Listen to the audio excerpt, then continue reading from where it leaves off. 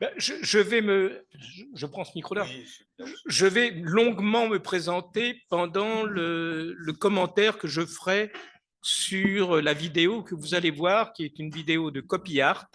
Copy Art était un mouvement qu'il continue d'ailleurs, hein, de détournement de photocopies. Et vous allez commencer par voir un extrait, du moins pas un extrait, une performance entière d'une artiste des Pays-Bas, de Hollande, Liv Prince, que j'ai filmé en 1984. Je vois des yeux se dire, mais qu'est-ce que c'est que cette année 1984 hein, c'est une des époques que j'appelle, moi, que je qualifie antidiluviennes. Donc, nous n'avions pas de téléphone GSM ou iPhone à cette époque-là. C'était des photocopieuses dont l'utilisation a été détournée par de grands artistes. Je pense qu'on peut-être lancer le DVD. Hein, c'est un DVD, vous voyez, je,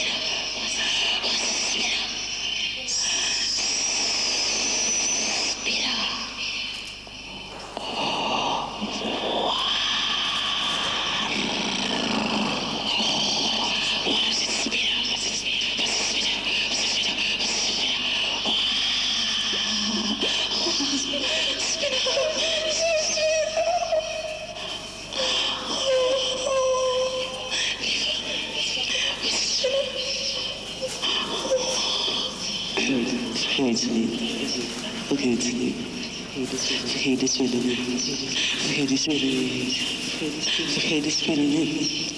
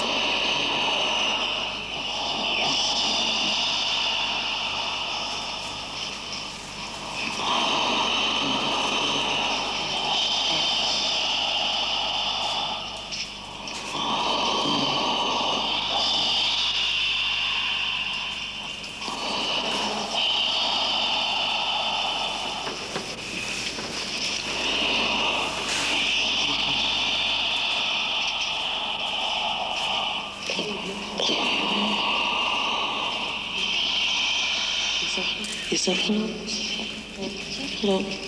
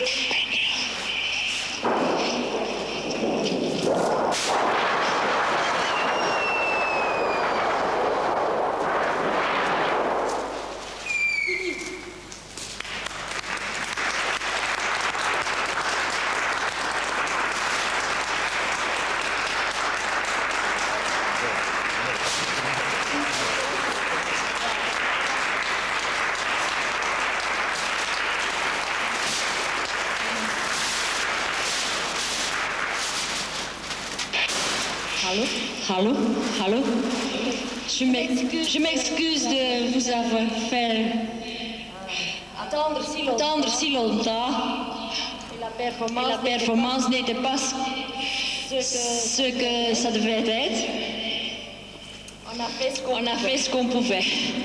Merci pour votre attention.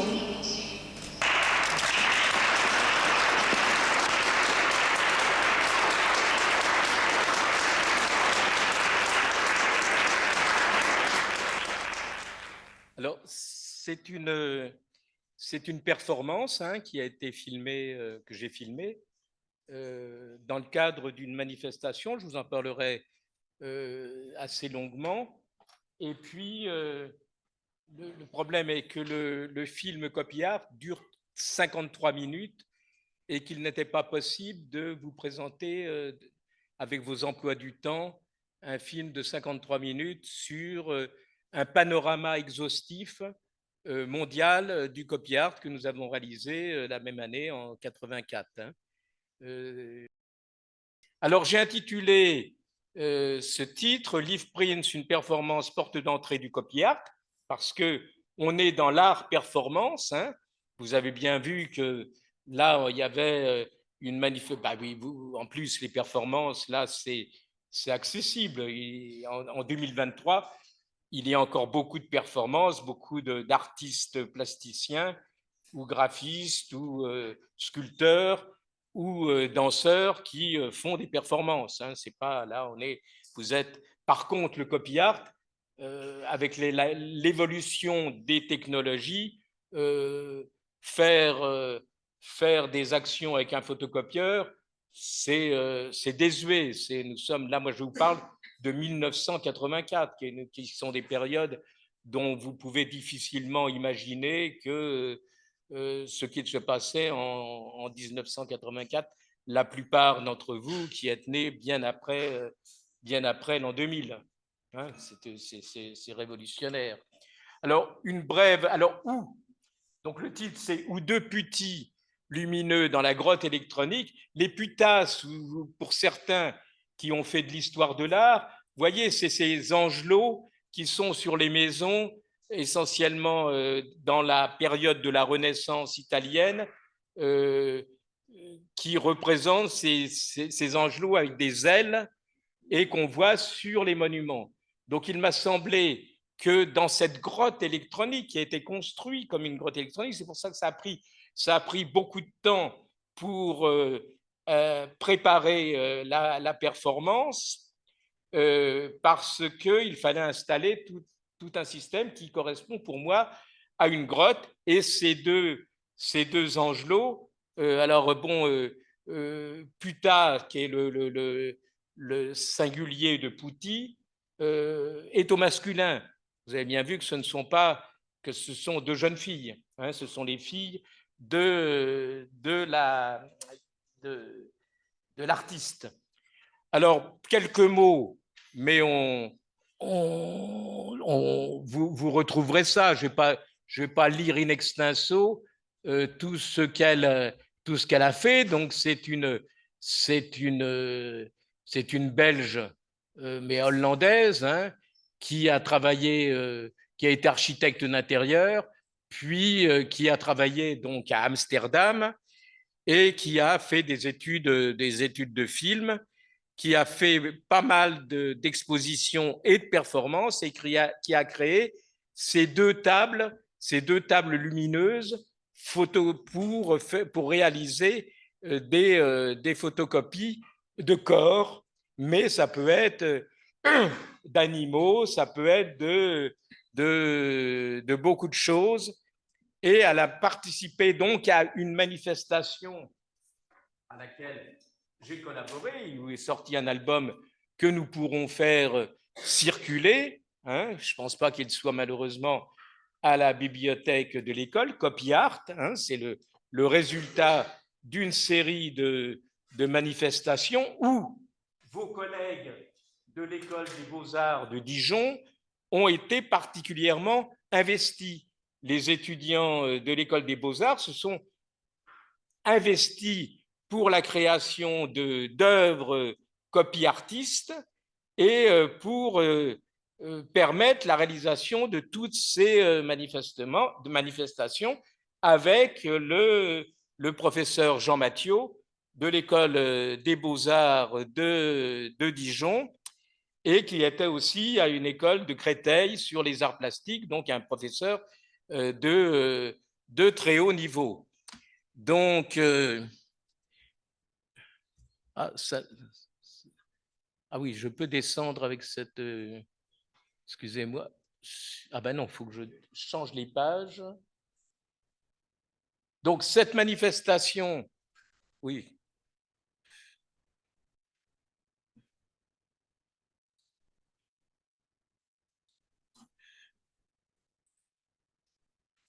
Faites circuler, hein.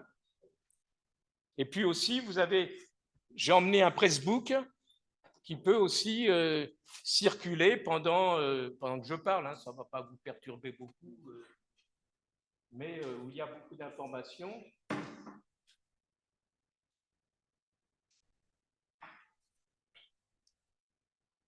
Donc, cette manifestation a eu lieu en janvier 1984. Cette manifestation, la performance de Liv Prince, mais qui était accompagnée de pas mal de manifestations, donc, dont une qui était très impressionnante, c'était le grand maître de Séjar, c'est-à-dire que Séjar avait photocopié un maître de couturière et l'avait agrandi au maximum sur une longueur de 144 mètres. Donc, vous voyez à peu près le volume que représente un mètre de 144 mètres qui avait été produit, qui avait été diffusé dans le Louvre. Et puis après, on en a eu une copie à l'Athénéum à Dijon. Donc, c'est dommage que je ne puisse pas passer le film Copy Art parce que c'est particulièrement spectaculaire. Alors, Séjar est un historien et un scientifique de l'art de la copy art. Et maintenant, nous n'avons plus aucune nouvelle de Christian Rigal, critique d'art, et en même temps qui était le grand propagateur du mouvement copy art dans les années 80. Alors, d'où je parle? Vous souhaitiez une présentation, vous dire qui est ce monsieur qui est devant nous, qui a réalisé qui a filmé cette performance, en accord bien sûr avec Liv Prince. Voilà. Alors, cette conférence, du moins ce petit exposé, m'a obligé de me tourner vers mon passé. C'est ce que je marque passé ancien, puisque dès la fin des années 60, vous voyez là, déjà cinéphile, j'animais des ciné-clubs et ça m'a permis aussi de me remémorer des personnes importantes. Les Japonais disent sansai. Sansai est un terme japonais désignant celui qui était avant moi, qui est garant du savoir et de l'expérience d'une technique ou d'un savoir-faire, en gros un maître, ou de manière plus condensée, un maître, hein, qui donne son enseignement à un élève.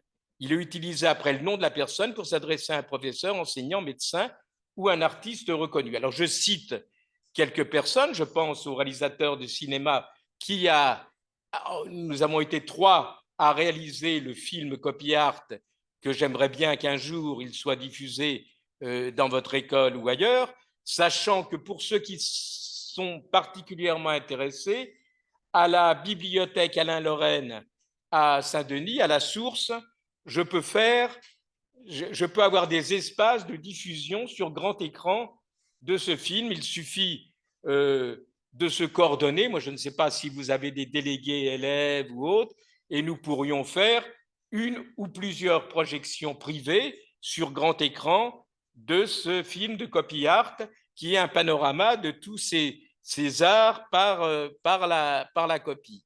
Alors, je pense à Anne-Marie Kahn qui, quand j'avais 20 ans et que j'étais à l'université, m'a mis dans les mains un porte-pack vidéo à demi-pouce noir et blanc et sur lequel j'ai pu créer une association qui s'intitulait Vidéo U une des rares associations à l'époque, en 1980, qui permettait la création et la diffusion de vidéos qui étaient artistiques, mais qui étaient aussi militantes. C'était l'idée d'aller vers le peuple, de donner la parole au peuple par le biais de cet instrument vidéo qui était très coûteux, hein, qui était très lourd aussi, et qui permettait avec difficulté de faire des montages vidéo, alors que maintenant, avec les iPhones, on a une facilité.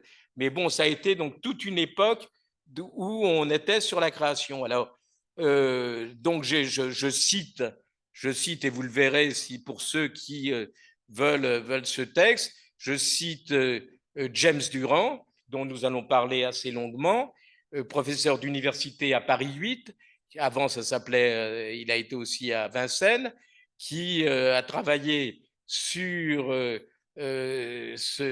cette production d'images vidéo, et j'ai réalisé avec Étienne Pernetti à l'université de Paris 8 un montage entre vidéodisques. Les vidéodisques étaient un dispositif bien plus, c'était comme les vinyles, et où on projetait des images, et on a fait de façon innovante du montage entre vidéodisques, ce qui n'était pas prévu pour ça. La vidéodisque était plutôt conçue comme un outil de diffusion, comme les vinyles de l'époque. Mais maintenant, les vinyles sont redevenus à la mode. Vous savez, donc là aussi, le copy art éventuellement peut redevenir à la mode. Et d'ailleurs, il y a 3 ans, aux États-Unis, il y a eu une énorme manifestation sur le copy art à partir des artistes anciens et aussi des artistes nouveaux. Alors, donc je cite, et un des grands événements sur l'art performance, c'est que j'ai pu aller en tant que représentant du ministère de la Jeunesse et Sport à l'époque où j'étais, j'ai pu aller à Berlin dans les années 80, là où il y avait le mur de Berlin, à l'époque du mur de Berlin, et j'ai travaillé avec un artiste, Kidney Sidney, qui avait un groupe qui s'appelait Sprung aus den Wolken, le saut au-dessus des nuages.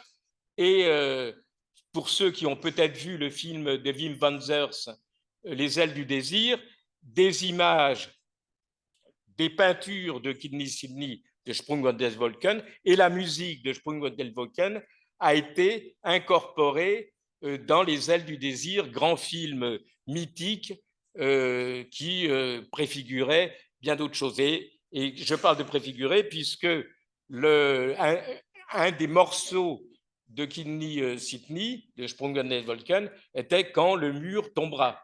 Il avait préfiguré cette chute du mur. Alors, le mur était à l'est, hein, et donc c'était très difficile de faire ces peintures. Alors après, à la destruction du mur, il y a eu reconstitution dans l'East Berlin d'un mur qui a été un peu très commercialisé avec des représentations graphiques, mais qui se sont faites ultérieurement, bien ultérieurement, après la chute du mur et bien avant les tentatives de détournement de parce que à l'époque, il y avait quand même les capots qui pouvaient tirer à armes létales sur les personnes qui s'approchaient trop du mur de Berlin. C'était une époque où on mettait sa vie en jeu. Alors, il m'est arrivé au niveau du détournement, j'ai été surveillant d'externat, ce qu'on appelait pion à l'époque, donc j'étais dans un lycée et nous faisions les photocopies, ça ne s'appelait pas des photocopies, nous faisions des tirages thermaux des bulletins de notes trimestriels, ce qui passait dans un appareil à ammoniac qui sentait très très fort, c'était presque à se lever le cœur pour faire ces tirages. Et maintenant, tout a disparu parce que la conservation ne se fait plus. Et j'ai introduit volontairement des tissus pour, en plus du tirage que je produisais de façon disciplinée dans le cadre de mon métier de surveillant, pour les élèves, pour avoir qu'ils aient leur bulletin de notes trimestriel, j'ai détourné en faisant des images de mouchoirs ou de tissus qui utilisaient ce système de copie de documents dans un but artistique. Voilà. Donc ça, je vous parle là, c'était avant même le phénomène du copy art. Donc, alors j'ai pu faire tourner le groupe. Alors quand j'étais donc à Dijon, je parle beaucoup. Je dis je parce que je suis là devant vous, hein, et cette réalisation, c'est moi. J'ai été à cette époque, on faisait énormément de choses quand nous étions, maintenant vous aussi, mais on avait beaucoup de palettes. Et j'étais aussi animateur et producteur de radios libres. Les radios privées n'existaient pas encore, et nous étions des radios pirates. Nous diffusions des émissions essentiellement tournées autour de la musique rock. Et j'ai pu faire venir ce groupe de Berlin spécialement pour un spectacle à Dijon, sans faire de tournée. Donc, nous avons pris en charge la venue de Sprung aus der Wolken et de Kidney Sydney, qui est maintenant devenu, vous regarderez sur vos appareils, cet homme est devenu un grand artiste connu mondialement à partir justement de ces bombages qu'il a fait sur le mur de Berlin, qui ont été commercialisés, et maintenant c'est un grand nom de la peinture et du graphisme contemporain. Donc ils sont venus pour un spectacle à l'époque, hein, on appelait ça spectacle, qui s'est révélé être une performance. Moi, ça a été la première performance que j'ai vue de ma vie, où c'était dans un amphi. Comme j'étais moniteur à l'université, j'avais eu l'autorisation du prêt de cet amphithéâtre, au grand regret de l'administration universitaire. Et je me souviens parfaitement d'un des musiciens qui, trouvant que ce bruit scénique, alors c'est dans le pressbook, hein, c'est dans le feuilleté que je vous ai mis à disposition, trouvant que la musique n'était pas assez forte, a dégondé une porte, a soulevé une porte pour frapper avec les pieds de micro sur cette table pour permettre une amplification sonore inimaginable. Vous voyez, on était dans ce qu'on appelle maintenant, dans ce qui s'est appelé le punk destroy.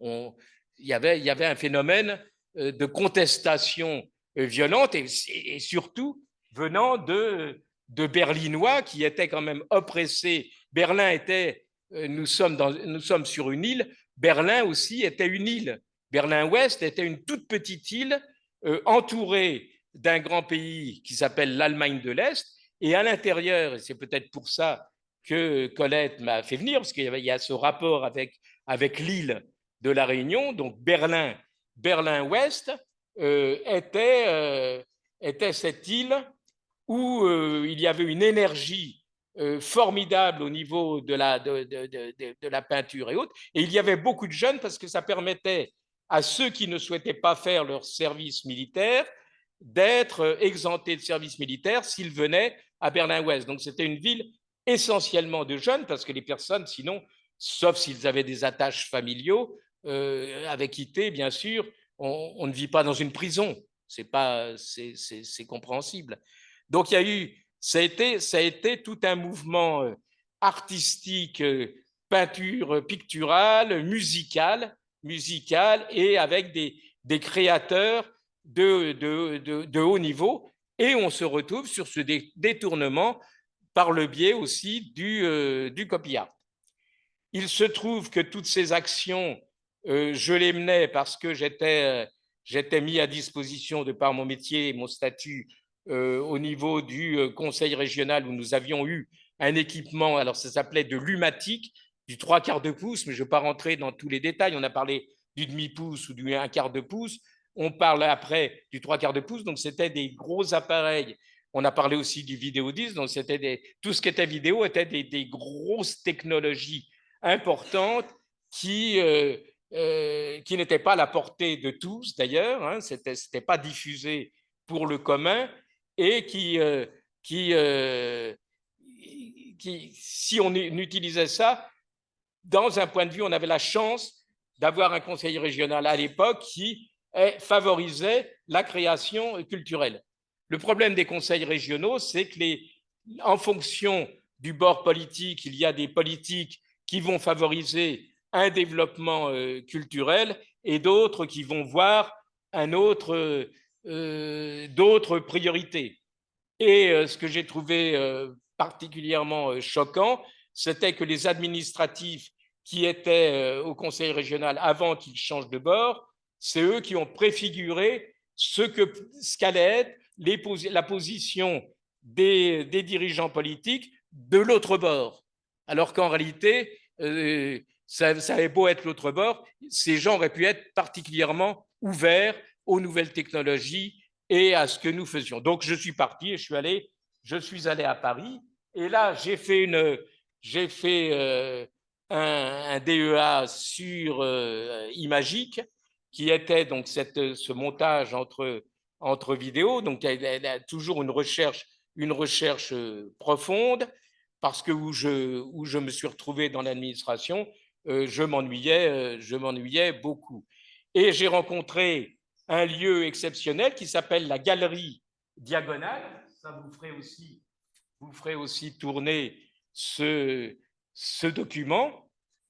Il n'en reste plus, hein, ça date de 85. C'était donc avec, si quelqu'un veut le faire tourner, hein, c'est intéressant de voir. Donc c'est Egidio Alvaro a créé une galerie à Montparnasse, qui maintenant c'est particulièrement huppé, hein, mais qui était boulevard Quinet et qui permettait la rencontre de jeunes artistes dans le cadre de ce qu'on appelle l'art performance. Alors, je vais développer un peu vous avez eu vous êtes informé sur l'art performance ou hein, vous avez, voilà, puisque maintenant c'est aussi, mais ça peut être intéressant de comparer avec l'art performance des années 80.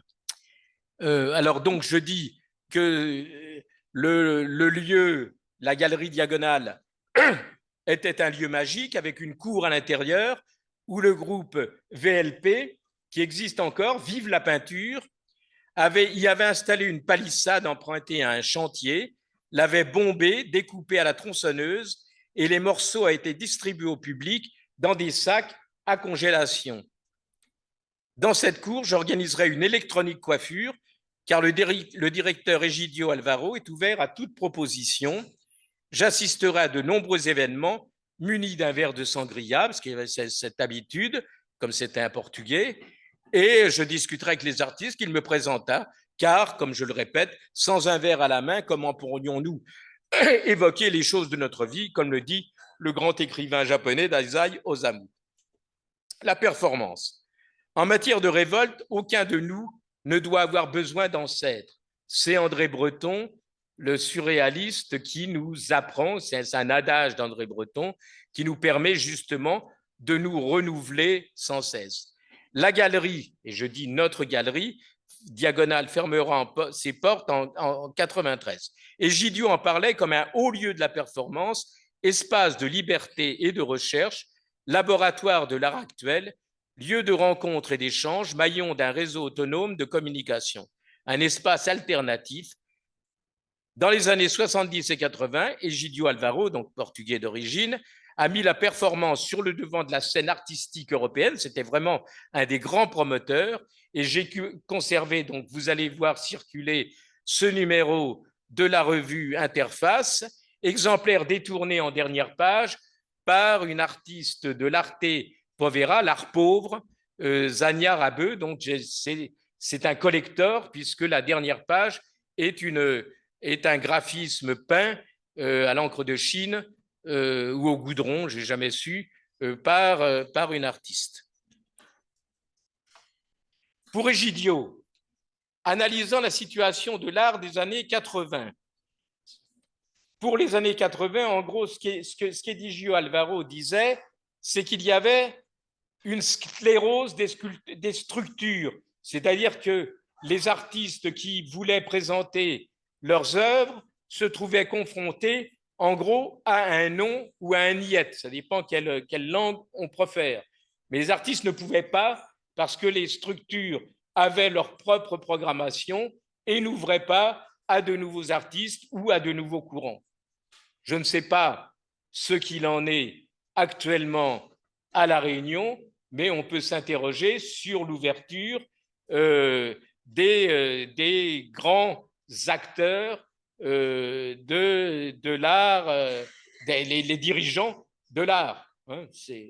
Bon, il y a l'Artothèque qui fait un travail que moi je qualifie de remarquable, mais quelle est l'ouverture d'autres structures sur les nouveaux contemporains? Donc, sclérose des structures. Progression géométrique du nombre des artistes actifs. Je vois votre nombre, c'est de façon exponentielle. Quand je vois toutes ces étudiantes et ces étudiants regroupés dans cette salle de conférence, vous êtes des graines d'artistes en potentiel. Donc, il y a une progression qui va dans le sens de ce que disait déjà Egidio dans les années 80, une progression géométrique. Cette projection géométrique, ce n'est pas arithmétique, ce n'est pas 1 plus 1, c'est 1 puissance 10 systématiquement. Donc là, vous êtes dans une situation, vous aussi, où vous êtes de plus en plus nombreux à vouloir faire de l'art votre métier au sens large. J'espère ne pas me tromper. Voilà. Méfiance des pouvoirs publics culturels vis-à-vis des lieux expérimentaux, ça, c'est à vous de vous interroger. Est-ce que, alors c'est vrai qu'au niveau du graphe, on voit une explosion de mairies permettre l'aboutissement de graphismes muraux, mais est-ce qu'on va plus loin? Est-ce qu'on va plus loin?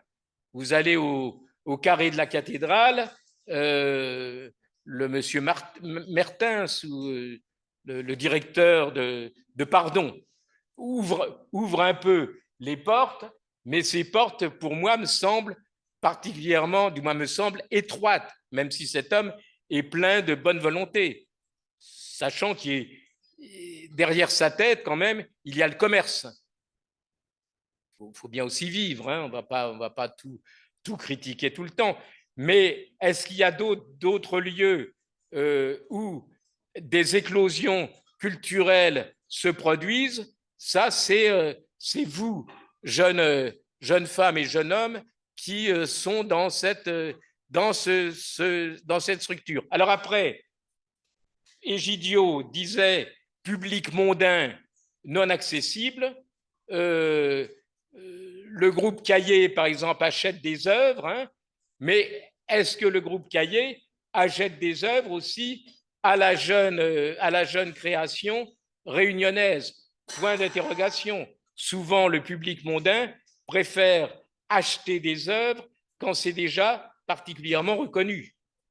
Et ça, c'est l'interrogation. Et je vous pose ces questions sur lesquelles nous pourrons discuter, parce que je ne vais pas faire mon bavard sans cesse, mais c'est quand même important de reprendre l'analyse d'Egidio Alvaro et de la comparer, celle des années 80, avec ce qui correspond aux années 2023 et suivantes. Hein? Public mondain non accessible, je vous interroge.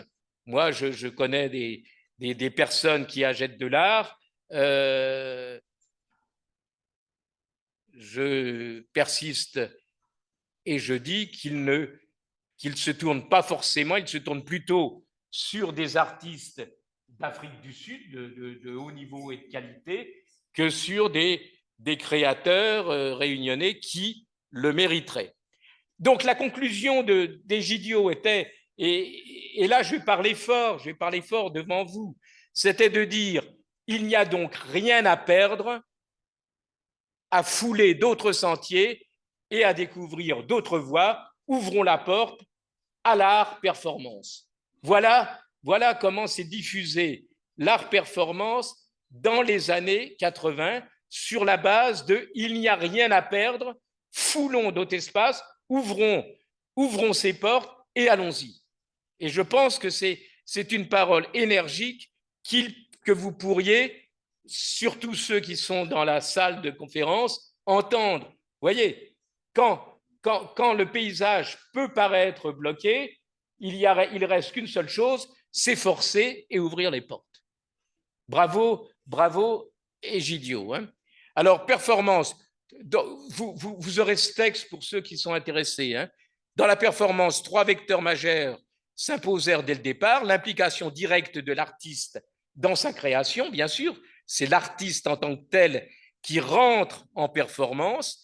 La manipulation de l'espace, vous l'avez vu avec l'X-Print, qui, moi je parle de cette grotte électronique, mais qui occupe tout l'espace, et des objets choisis pour le peupler, dont les 2 tables vidéo que vous avez vues, et troisième grand champ qui est obligatoire et qui est nécessaire, qui est suffisante et nécessaire, c'est l'implication du public. Sans implication du public, une performance tombe à plat, c'est même pas risible, on est en dehors du temps là. Il faut que ça soit en lien avec le public, avec toutes les difficultés d'interaction. Voilà, c'est Rebeu qui. Voilà, là vous avez une pièce de l'arte pauvre, l'art pauvre. Une jeune femme qui est malheureusement décédée, ça me fait de la peine. Mais bon, elle est là, ça c'est pas. Alors, je ne sais pas si je me suis demandé à un moment si ce n'était pas avec du goudron que. Alors, je continue, parce que oui, ça me semble intéressant. La définition de la philosophe. Moi, je vous conseille ce livre de réflexion de la philosophe Marie-Josée Monzin, que j'ai eu le plaisir de rencontrer d'ailleurs plusieurs fois, et qui écrit « Performare ». En latin, signifie « donner sa forme achevée ». Le concept de forme est bien présent, qui indique que le processus est d'abord donation de forme, que la forme est le résultat du processus et que s'il y a succès du processus, c'est que l'on est parti loin de la forme pour y aboutir. Le préfixe « per » fait entendre que cette forme trouve sa clôture et son aboutissement par la voie d'une traversée. Il s'agirait donc par ce mot d'indiquer qu'un passage d'une forme moindre, voire de l'informe vers une forme aboutie, serait l'opération spécifique de la performance. Et j'ai l'impression qu'avec la performance que vous avez vue de Liv Prince, on est en plein dans cette définition d'une philosophe. La forme aboutie est déroutante pour le spectateur et le jeu des 2 jeunes filles me semble illustrer un texte peu connu de Charles Baudelaire, Morale du joujou. Alors, si ça vous intéresse, vous revoyez donc la scène dans cette grotte électronique, les 2 poutas, hein, ces deux angelots qui sont actifs, et vous les voyez à certains moments tirer sur des objets, sur les photocopies de leur corps ou de morceaux de corps, et vous les voyez aussi déchirer, casser cette grotte, casser les papiers qui sont leurs photocopies. Hein. Alors à l'époque, s'il y avait eu des iPhones, on aurait tout pris sur iPhone, mais ça n'aurait sans doute pas été cassé. Et ce texte de Baudelaire me parle beaucoup par rapport justement à cette performance. La plupart des marmots, c'est Baudelaire, hein, la plupart des marmots veulent surtout voir l'âme, les uns au bout de quelques temps d'exercice, les autres tout de suite. C'est la plus ou moins rapide invasion de ce désir qui fait la plus ou moins grande longévité du joujou. Je ne me sens pas le courage de blâmer cette manie enfantine. C'est une première tendance métaphysique. Quand ce désir s'est fiché dans la moelle cérébrale de l'enfant, il remplit ses doigts et ses ongles d'une agilité et d'une force singulière. L'enfant tourne, retourne son joujou, il le gratte, il le secoue, le cogne contre les murs, le jette par terre. De temps en temps, il lui faut recommencer ses mouvements mécaniques, quelquefois en sens inverse. Et vous le voyez dans la vidéo de Liv Prince. La vie merveilleuse s'arrête. C'est alors que commencent l'hébétude et la tristesse. Mon jouet est cassé. Il y en a d'autres qui cassent tout de suite le joujou, à peine mis entre leurs mains, à peine examiné. Et quant à ceux-là, j'avoue que j'ignore le sentiment mystérieux qui les fait agir. Sont-ils pris d'une colère superstitieuse contre ces menus objets qui imitent l'humanité, ou bien leur font-ils subir une espèce d'épreuve maçonnique avant de les introduire dans la vie infantile? Puzzling question. Baudelaire. Et je pense là que les deux petits lumineux dans la grotte électronique, dans la performance, nous voyons spectaculairement maniement, manutention, manipulation de la part des deux jeunes filles et de leur mère, le tout dans un appareillage technique et une ambiance sonore dévorante. De plus, les corps ne cessent de s'agiter, façon de perturber une fois de plus le public. Le public, on revient sur le troisième élément, élément indispensable et nécessaire de la performance. Alors, dans l'art performance, pour certains, peut-être connaissez-vous Pinoncelli. Pinoncelli, vous en avez en tant que dans l'histoire de l'art, vous avez dû entendre ça sur le ready-made de Marcel Duchamp. Marcel Duchamp a fait un urinoir et qui a été décrété œuvre d'art. L'urinoir de Marcel Duchamp, ready-made, œuvre d'art. Pinoncelli, par deux fois, a brisé l'œuvre de Marcel Duchamp intitulée urinoir. Je ne cite pas en anglais. Et Pinoncelli s'est mutilé pour dénoncer la violence d'un mouvement extrémiste en Colombie. Ses expérimentations artistiques, il s'est promené nu dans un tonneau dans les rues de Nice, comme Diogène par exemple, font référence à des formes historiques, donc Diogène, tout l'art antique, et en même temps Duchamp, tout l'art du XXe siècle, pour se placer, selon les critiques, soit dans l'art pour l'art ou le scandale politique. Ma réflexion sur l'art performance, c'est le corps en jeu de l'artiste, peut entre autres être évoqué, mais là, certains s'en souviennent peut-être sur la guerre d'Irak, où des soldats, une soldate d'ailleurs américaine, a empilé des corps d'Irakiens les uns sur les autres pour faire une pyramide, et elle en parlait quasiment comme une performance œuvre d'art. Or, moi, je dis que cette situation humiliante est une contre-performance, et il me semble que ces images qui ont été diffusées sur la télévision américaine ne peuvent pas être regardées par les mêmes yeux que ceux d'un public en recherche de sens et d'émotion. Et je reviens donc sur le b.a.-ba d'une définition, puisque maintenant on utilise Google. Je reviens sur Wikipédia, qui donne la définition fort utile, mais particulièrement limitée, de la performance. Une performance est une œuvre d'art ou un échantillon artistique créé par des actions menées par l'artiste ou d'autres participants, et peut être en direct, documenté, spontané ou écrit, présenté à un public dans un contexte de beaux-arts et plus particulièrement en art contemporain. Mais dans cette définition, si je reprends l'expression de Baudelaire, pas de puzzling question. Où est l'interrogation sur cette définition massue qui veut tout dire et en même temps ne signifie rien, comme beaucoup de choses sur Wikipédia. Donc, il faut aller plus loin. Et je pense que vos réflexions sur la vidéo que vous avez vue d'une performance peut aller sur un imaginaire qui pourrait permettre de construire de par votre production intellectuelle, des éléments pour ce Wikipédia utile à tous. J'espère me faire légèrement comprendre. Enfin, copy art, puisqu'on est aussi, on m'a demandé, Colette m'a demandé de vous parler de l'art performance, mais je me suis douté que vous étiez au top niveau sur ce sujet, mais il fallait quand même que je l'aborde.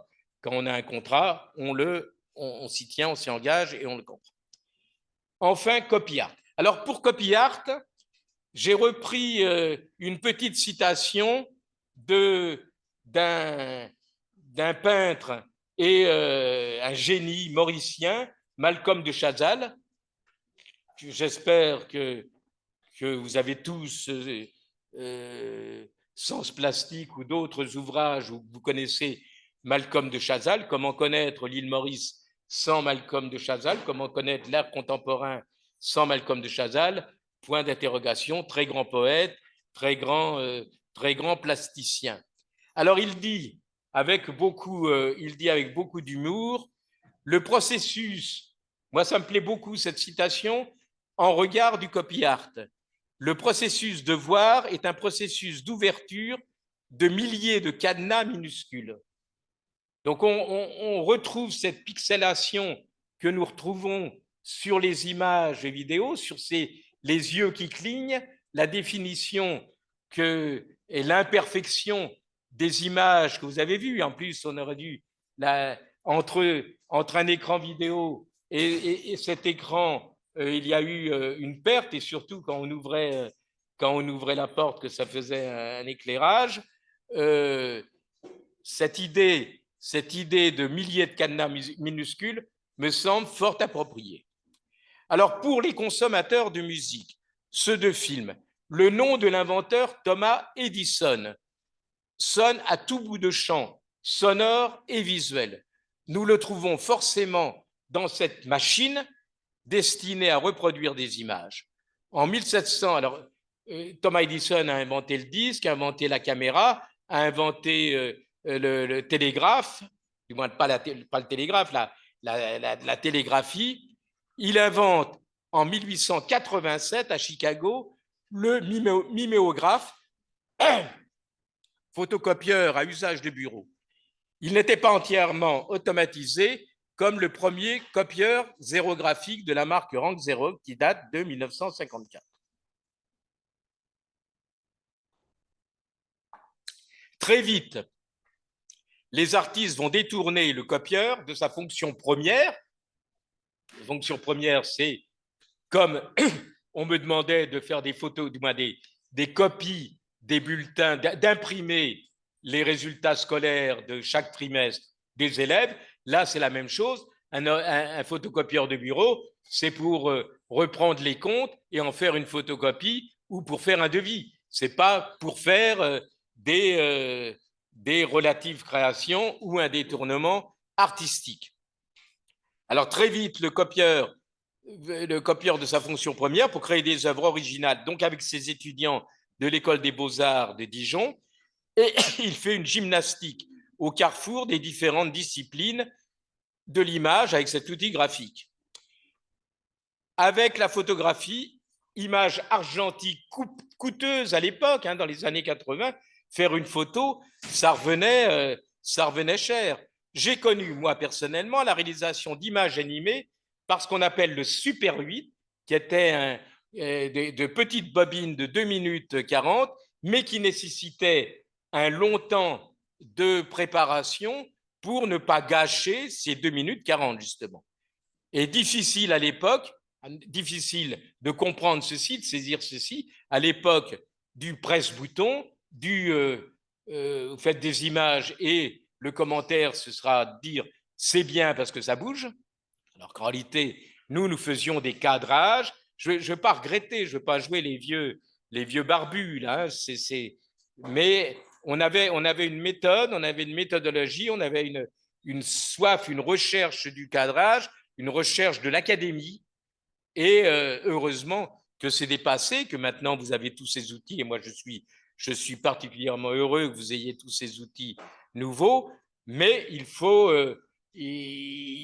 aussi utiliser ce qui a pu être produit à certaines époques. Un des grands artistes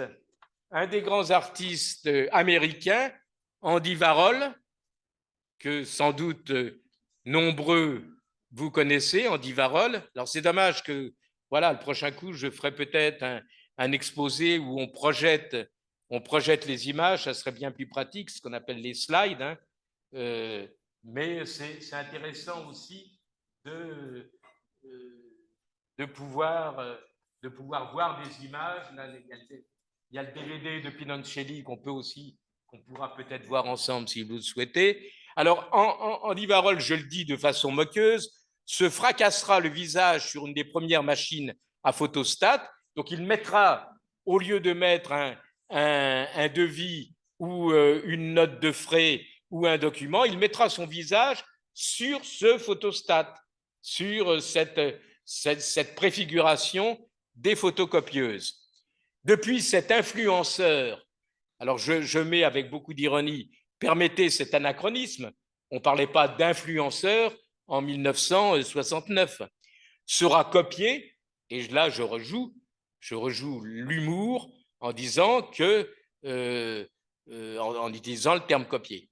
Alors l'État de New York, en particulier Rochester dans l'Ouest, siège de la grosse compagnie, parce que l'économie joue toujours un rôle, et vous le verrez si vous voyez les images du copy art, vous verrez ces appareils Canon, ces appareils Xerox, et les magasins de vente de photocopieurs nous ont fait des aides impressionnantes. Vous l'avez vu sur la vidéo de Liv Prince, c'était gratuit. Ces appareils, c'était ce qu'on appelle maintenant du sponsoring. Ça ne s'appelait pas comme ça à l'époque, mais les industriels, pour permettre, après la diffusion de photocopieurs à la maison, payaient toutes ces attractions spectaculaires pour aller plus loin. Ce qui n'empêche que dans l'art était quand même existant. Alors, donc, Rochester, dans l'ouest de New York, c'est le siège de la Xerox Corporation, est un lieu actif du copy art, avec en particulier les artistes, et surtout Sonia Sheridan, malheureusement disparue. Les contestataires de San Francisco, de la côte ouest, s'activeront également, et une artiste qui est un grand nom du copy art, Barbara Cushman, qui de 80 à 84 invitera plus de 100 artistes à collaborer à son calendrier Color Xerox annuel, c'est-à-dire que chaque année, elle faisait un calendrier qui était conçu par les copieurs, les artistes du copy art, qu'ils faisaient. Et très récemment, donc il y a 3 ans, à New York, du moins à Rochester, non, à Buffalo, à côté de New York, dans l'État de New York. Buffalo, c'est une grande ville de l'État de New York. Il y a eu une exposition sur justement cet agenda remis à la main.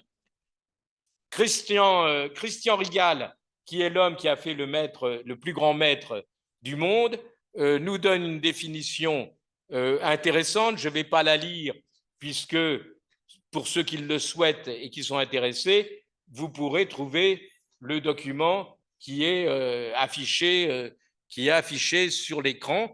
Mais c'est Christian, donc nous avons eu l'occasion de le rencontrer et de le filmer, est un historien de l'art de très haut niveau, et qui écrivait quasiment, qui a propagé le copy art quasiment dans toutes les revues possibles et inimaginables. Si on peut passer sur la page suivante, là, j'appuie ici peut-être, non? Voilà, j'ai su faire. Tu n'as pas à te déplacer. Merci beaucoup. Quelle heure est-il? Comment? Oui, donc nous allons accélérer le rythme, hein. Donc, quelques noms d'artistes. une artiste que j'ai beaucoup appréciée, c'est Patty Hill, qui était une dame franco-américaine, qui était, parce qu'elle est décédée, qui était une dame franco-américaine, et on la voit, elle photocopiait un petit peu pour la mémoire de tout. Donc, elle photocopiait tout ce qu'elle pouvait dans l'espoir de conserver une trace de ce qui avait été photocopié. Patty Hill, et c'était une femme très charmante, et nous l'avons filmée. Elle avait photocopié un châle, et vous voyez, avec les échancrures du châle, il s'était mis dans la machine, et elle s'est retrouvée devant nous, alors que nous filmions, avec son châle personnel qui était pris dans l'engrenage de la machine. Et c'était gaguesque. C'était gaguesque, et elle a filmé, elle a exposé au château de Versailles, parce qu'elle a filmé, elle a photocopié beaucoup de choses du château de Versailles.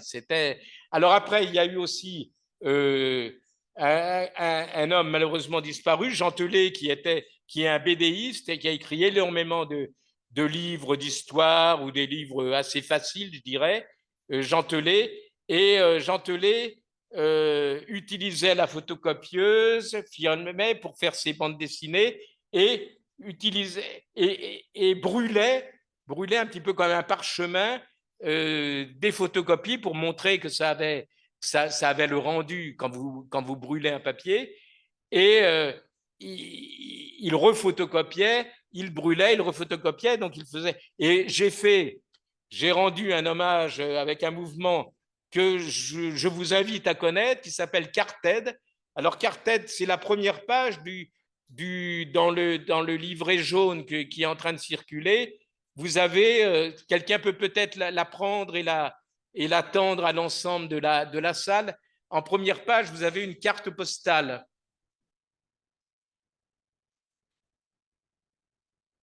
Voilà, donc qui est un hommage à Salman Rushdie. Et donc j'ai utilisé la méthode de Jean Telet de brûler des photographies de l'écrivain pourchassé Salman Rushdie, et j'avais mis ça dans une poêle, et j'habitais le 10e arrondissement, et j'ai failli mettre le feu à l'immeuble, parce que les flammes partaient, et je faisais mes imitations de Jean Telet, mais je n'avais pas sa maîtrise. Alors James Durand, donc Jean Telet, alors Carted, vous pouvez tous, en allant sur le site carted.eu, EU comme Europe, faire vos propres cartes postales à diffusion pour vous. Et c'est un esprit, c'est-à-dire que c'est des planches de cartes postales. Nous nous mettons à 12 à réaliser une planche de 12 cartes postales. Ça donne lieu à une manifestation conviviale des 12 créateurs de ces cartes postales, et après qui sont diffusées indéfiniment dans le monde entier, et vous achetez vos 50 cartes postales. Mais c'est une opération conviviale, artistique, et voilà. James Durand. Donc James Durand, bon, vous lirez ce que j'ai marqué. Ensuite, je fais référence à un livre de Paul Bury, qui est un artiste, et je trouve particulièrement agréable et créatrice cette couverture de livre de poche. Maintenant, nous ne sommes plus étonnés, mais je crois que c'est dans les années, oui, c'est en 72, dans les années 70, qu'en livre de poche, l'artiste avait pu faire sa création de première page. Maintenant, c'est habituel, mais c'est ce qu'on appellerait, pour prendre un langage commun, un collector. Hein. Donc, il est là. Oui, il ne faut pas hésiter. Il est là. Alors, conclusion, pour pouvoir avoir des échanges, mais vous avez peut-être des questions à nous poser. Moi, je vais vous poser une question. Vous connaissez Bansky? Quelle est la profession de son père? C'est marqué. Technicien photocopieur. Et Banksy utilisera beaucoup pour préparer ses pochoirs ou pour préparer ses œuvres, utilisera beaucoup le photocopieur dans la lignée des copy artistes. C'est-à-dire que nous avons quand même une référence d'un artiste mondial contemporain qui est dans la lignée du copy art. Je ne dis pas que si le copy art n'avait pas existé, Banksy ne ferait pas ce qu'il fait, mais c'est quand même un point important de montrer qu'il y a une continuité. Alors, j'avais prévu, si je vais quand même vous la lire, j'avais prévu donc de faire référence, puisque je suis très littéraire, à Paul Valéry. Donc, Paul Valéry, en 1934, fait tout un texte, un court texte là, sur la conquête de l'ubiguïté, et il montre, et je trouve que ce texte de 1934 est contemporain à 2023, nos beaux-arts. Alors, c'est vrai que les termes datent un peu. Alors, beaux-arts, Jacques Prévert disait beaux-arts avec un grand T, hein, comme un grand tas, hein, avec un grand tas, il disait Jacques Prévert, qui se moquait des beaux-arts. Donc, après, mais Jacques Prévert, c'est après, c'est de la poésie. Nos beaux-arts ont été institués, leur type comme leurs usages fixés dans un temps bien distant du nôtre, par des hommes dont le pouvoir d'action sur les choses était insignifiant auprès de celui que nous possédons. Mais l'étonnant accroissement de nos moyens, la souplesse et la précision qu'ils atteignent, les idées et les habitudes qu'ils introduisent nous assurent des changements prochains et très profonds dans l'antique industrie du beau. Alors, les termes sont datés, mais en réalité, on est sur une révolution épistémologique à partir de cette réflexion de Paul Valéry qui disait que les civilisations pouvaient mourir. Et c'est un texte référencé dans un livre particulièrement utile pour vous autres, avec l'analyse d'un philosophe, Walter Benjamin, malheureusement décédé, un juif, malheureusement décédé en 1940. Et puis pour sourire,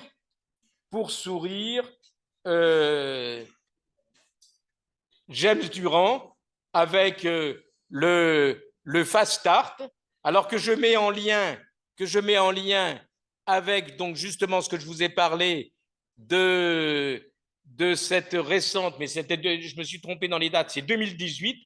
En 2018, à l'État de New York, il y a une grande manifestation fast, cheap et easy, rapide, bon marché et facile, en parlant justement d'une rétrospective du copy art.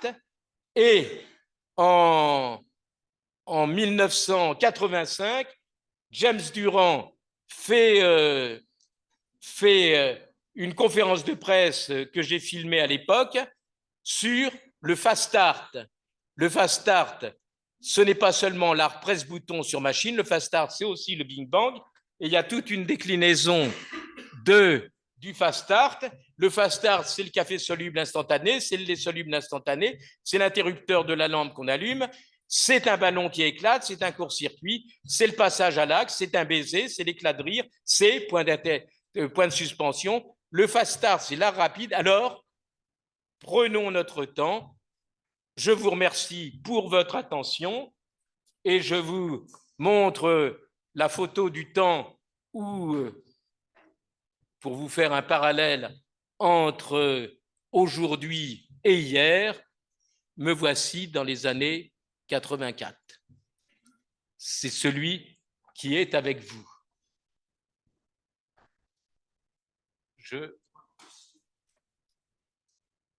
À vos questions, si vous en avez, à vos interrogations.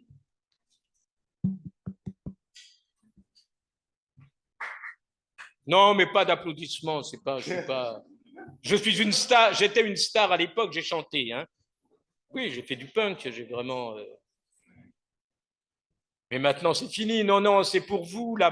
Moi, ce que je voudrais, ce que je pensais poser, c'était ces différentes réflexions sur quelle est la situation de jeunes femmes et de jeunes hommes en 2023 dans votre situation d'étudiant à l'école supérieure d'art. Vous avez peut-être des questions à me poser, peut-être même précises, je ne sais pas. Circulent des documents. Il y a le copy-art, mais le copy-art, il y a aussi d'autres choses. Alors j'ai fait, ça serait bien si on pouvait. J'ai fait hier et aujourd'hui. Voilà, c'est ça. Si on peut passer ça, voilà. Si on peut le passer en grand. Ah oui, mais il faudra que je puisse aussi passer. Donc là, ça c'est assez. C'est sur un scan personnel. Voilà, voilà ce que j'ai réalisé hier et la suite, ce que j'ai réalisé. Voilà le deuxième. Attends, alors c'est moi qui clique, non?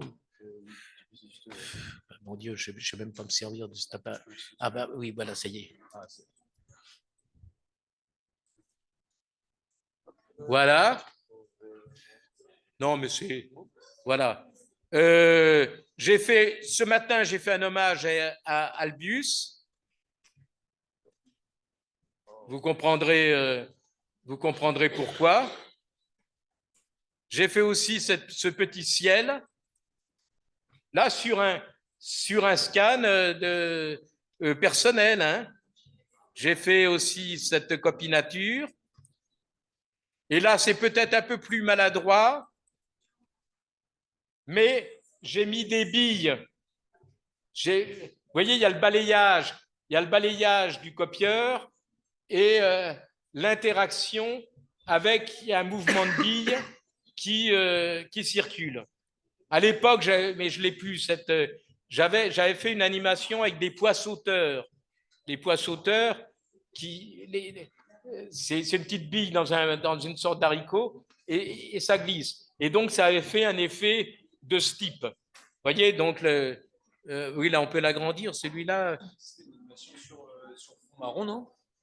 Sur fond marron. Avec non, on avait fait un boîtier. Parce que tout ce qui est copie, c'est à plat.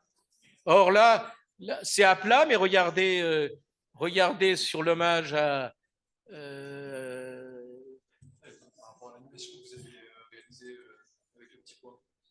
Le petit pois sautait, donc il y a le balayage. Donc il faut qu'en même temps qu'il y ait le rythme,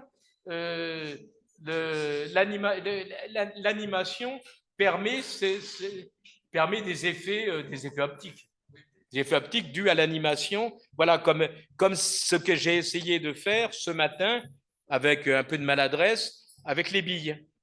Mais là c'est les scans, les scans de bureau sont à plat.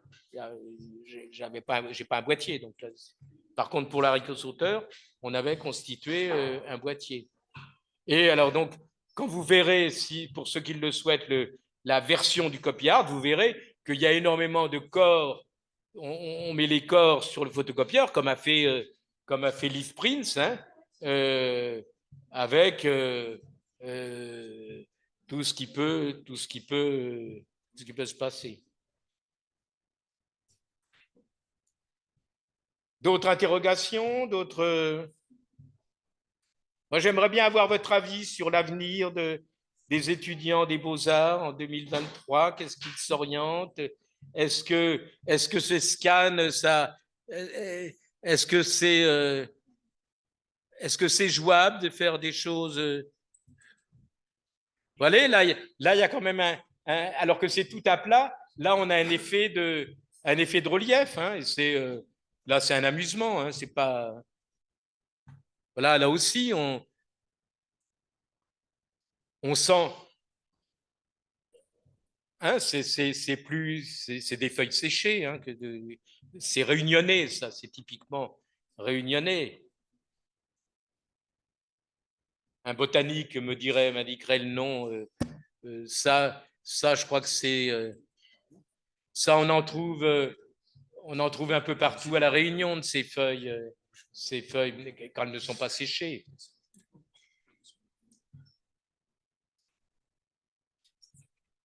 Vous voyez là, il y a une liberté de création qui fait que même avec un scan, on peut arriver à faire des créations qui, si on passe notre temps, hein, si on travaille bien, peuvent donner de l'émotion. C'est surtout ça. Alors, l'époque de Leaf Prince avec ce bruit, quand je vous ai dit que le spectacle de Sprung von Köln, la musique n'était pas assez forte et qu'un musicien a dégondé une porte pour pouvoir, avec des pieds de micro, donner une amplitude sonore inimaginable, avec nos us musicaux maintenant, avec le raffinement de la musique que nous connaissons, les gens, je me suis même demandé, j'ai pensé que beaucoup allaient partir en courant à cause du son. Et j'avais souhaité, avec M. Marie, que le son, et je trouvais finalement, il n'était pas, pour moi, il n'était pas assez fort. Mais bon, moi, je suis devenu un peu sourdingue. Dingue, je l'étais avant, mais là, je suis. Voilà. Est-ce qu'il y a d'autres intervenants? Questions? Non? Oui? Par rapport aux questions, et puis même ça revient à, comment dire, une esthétique du digital et des innovations numériques et par rapport à la première performance qu'on a vue, il y a, comment dire, donc ouais, je vais me répéter, mais justement l'esthétisation de l'innovation, du numérique avec le lien sonore qu'il y a derrière. Et c'est qu'aujourd'hui, on poursuit là-dedans, dans ces mêmes fascinations et dans justement les possibilités qui s'ouvrent de plus en plus avec enfin, une espèce comment dire, d'infini des possibles, parce que maintenant il y a l'art graphique avec le 3D, et il y a si justement, comment dire, vous êtes, enfin, parce que vous me semblez justement sensible à ce genre d'art, etc. Il y a un gros documentaire, enfin, un gros passage sur Arte, qui parle justement comment dire, des dérives positives, enfin justement de l'art digital. Et il y a un rapport au son, justement, un peu, comment dire, dans l'esthétique gore, effrayante, dans dans les mêmes ambiances qu'on peut retrouver dans la première vidéo. Et je pense que ça peut vous intéresser de découvrir maintenant ce qui est. Là, on est plus. Nous c'était l'analogique. Il n'y a pas de numérique. C'est pas du computer. Hein, c'est pas 01, 01, 01, 01. Là. Oui, c'était sur le physique. C'est du digital, c'est du analogique qui permet. Et d'ailleurs, il y a un artiste qui a fait 12 heures de photocopie avec une montre, avec une horloge. Et toutes les minutes, il faisait une photocopie du temps. Et il a exposé sur plusieurs murs d'ailleurs, mais avec de l'analogie. Vous voyez, c'est le rapport au tactile, quoi. Enfin, le numérique a complètement bouleversé, et heureusement, hein, et a amélioré et a transformé. Moi, le montage en vidéo se faisait quasiment à l'énergie. Il fallait mettre en arrière, on avait 2 bobines, il fallait mettre en arrière et appuyer, repérer à la craie et appuyer en arrière. Maintenant, on appuie, et tant mieux, hein,